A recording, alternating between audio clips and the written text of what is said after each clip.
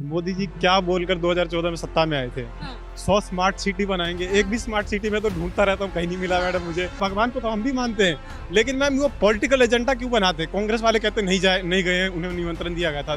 जब मजदूर ऊपर काम करेंगे तो पैरों के नीचे भगवान रहेंगे क्या? जो एमएसपी पे बात हुई थी, पहले वो मांग लेना। तीन जो कृषि बिल थे पहले उनको तो लागू कर दो। ये तो उनकी नीयत वो भी नहीं लागू करने की।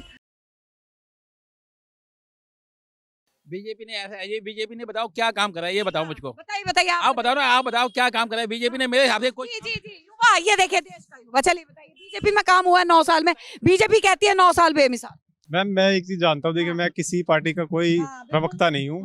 मैं मोदी जी का मैं पूछना चाहता हूँ आपके चैनल के माध्यम से, मोदी जी क्या बोलकर 2014 में सत्ता में आए थे? उन्होंने मैं अभी जो चीजें मुझे मालूम है वो बोलता हूँ।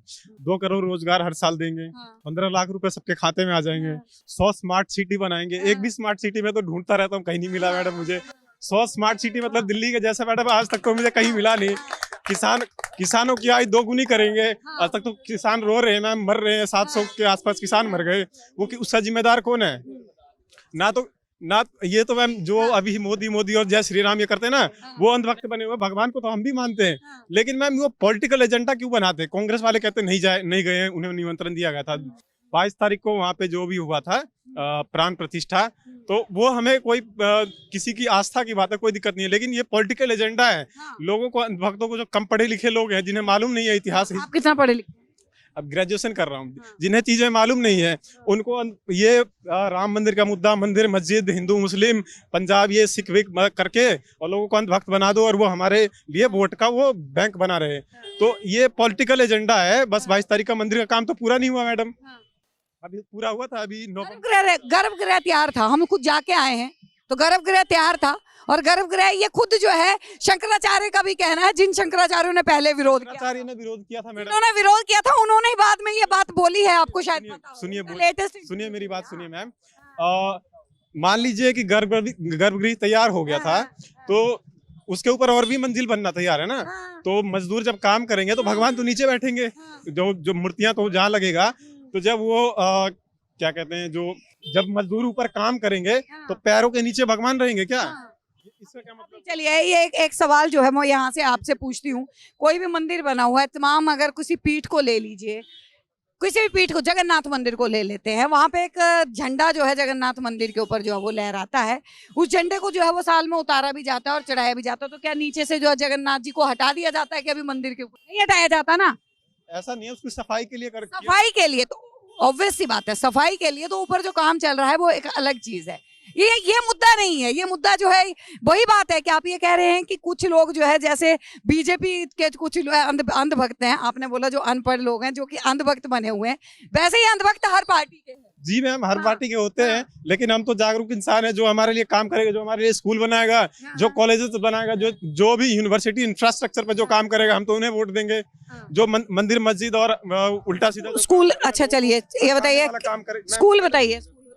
स्कूल सरकार बना रही है, दिल्ली में मौजूद है, केजरीवाल सरकार बना रही है। मैडम के स्कूल बनाया नहीं बना, केजरीवाल के मैनिफेस्टो में था कि दिल्ली में स्कूल बनेंगे। मैम मैं इतना जानता हूँ, जब 11th या 12th में था तो मैं झोपड़पट्टी लगी रहती थी स्कूलों में। टीन के टप्पर पानी चुआ करता था हमारे क्लास में। जब ऐसा हुआ करता था ना, जब भी बारिश आया तो हमें स्कूल की छुट्टी कर दिया जाता था। केजरीवाल ने सारे के सारे स्कूल को हाई क्लास लेवल का प्राइवेट स्कूल से भी वो ऊपर उठा दिया उसको। आप बताओ मैडम, किसी बच्चे को दिल्ली में कोई दिक्कत नहीं है, किसी को, सबको एडमिशन मिल रहा है। पहले लोग बच्चों को क्या होता था, एडमिशन के लिए जगह नहीं होती थी। अब इतने कमरे बना दिए, इतने काम कर दिए हैं कि लोग, गरीब लोगों के नए स्कूल का निर्माण हुआ है। नए स्कूल मैं नहीं जानता मैडम। कमरे जो पहले जो खराब जो कमरे थे, उन्हें तोड़कर बढ़िया से बना दिया गया। बहुत सारे कमरे बनाए गए जिससे किसी बच्चे को कोई दिक्कत नहीं हो रही है अभी पढ़ने में।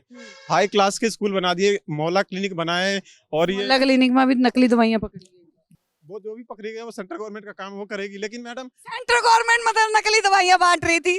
बताइए, जो अच्छा हो वो जो है केजरीवाल कर गए, लेकिन जो बुरा हो वो जो सेंट्रल गवर्नमेंट रख गई। सुनिए मैडम, इसके बारे में नकली ईडी भेज रहा है, सेंट्रल गवर्नमेंट भेज रही है। ईडी सीबीआई काम कर रही है, सेंट्रल गवर्नमेंट। बताऊंगा मैम, देखिए सवाल बहुत बड़े हैं। अच्छा, उसके बाद और बताइए। मैं ये जांच एजेंसी शराब घोटाला किसी ने किया है, सेंट्रल गवर्नमेंट ने शराबे की बोतलें रख दी थी। पिंक ठेके भी शायद सेंट्रल गवर्नमेंट ने खुलवाए थे।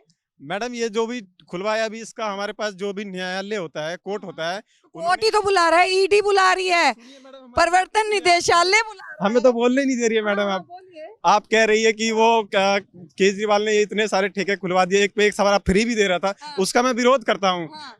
देखिए मैडम, कोई भी पार्टी होती है ना, वो अपने वोट बैंक को भी देखता है और वो काम भी करना होता है उन्हें। तो हम तो ये जानते हैं कि दिल्ली में केजरीवाल ने गरीबों के लिए बहुत काम किए। अस्पताल में तो चारों ओर हमारे यहाँ पे यहीं पे खड़े तो हम चारों ओर अस्पताल है। हाँ। क्या दिक्कत है? किसी गरीब को कोई दिक्कत नहीं हो रही है यहाँ पे। हाँ।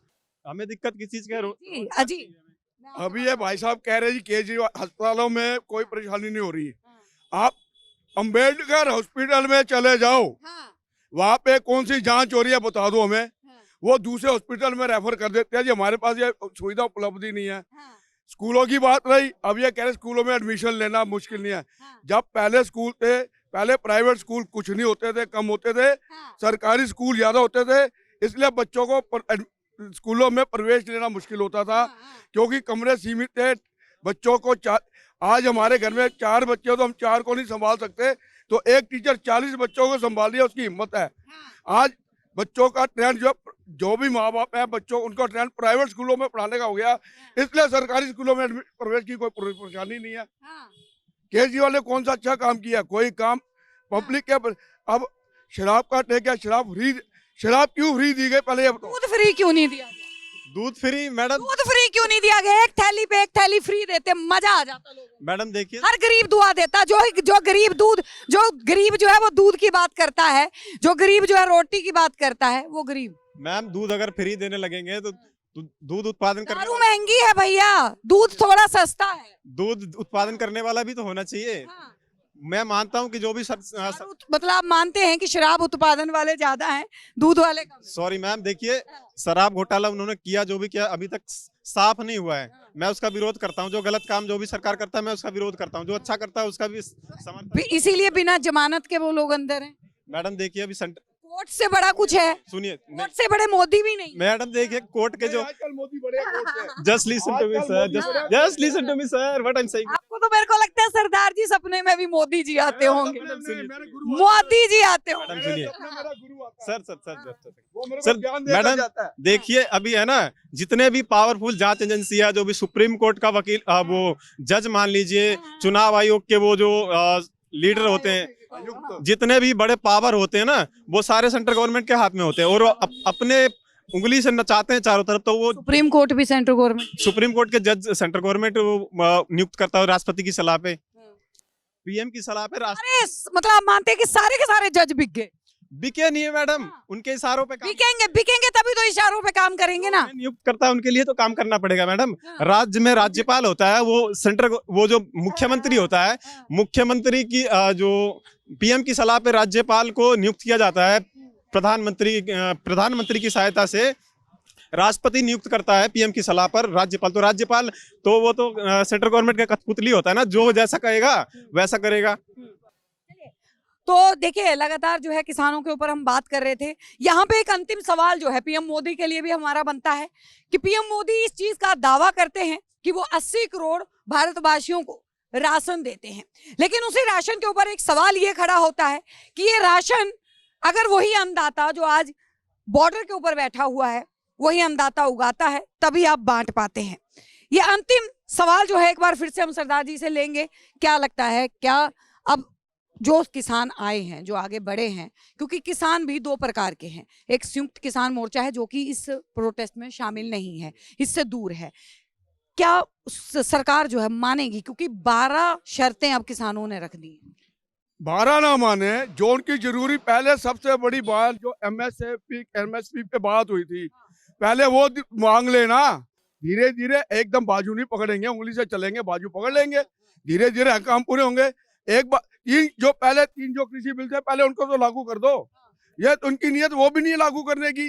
अब ये क्या, हमारी आज की डेट में देश की आबादी 150 करोड़ के अरब, तो उसमें से 80 करोड़, इसका मतलब गरीबी की रेखा के नीचे, ये उनको फ्री अनाज दे रहे हैं। यानी कि इनके राज में 80 करोड़ जो लोग हैं आबादी, वो गरीबी रेखा से नीचे हो गई। उससे पहले तो कोई गरीब, कांग्रेस के टाइम में गरीबी होती तो कांग्रेस भी ये राशन फ्री दे सकती थी। उसके टाइम में भर पेट खा रहे थे, मजदूर हो, भले कोई सरकारी कर्मचारी हो, प्राइवेट कंपनी का कर्मचारी हो या कोई व्यवसाय करता हो, सब अपने अच्छी उनकी कमाई थी, उनको किसी चीज की परेशानी नहीं थी। आप देख रहे हैं सौगंध टीवी, सौगंध वतन की।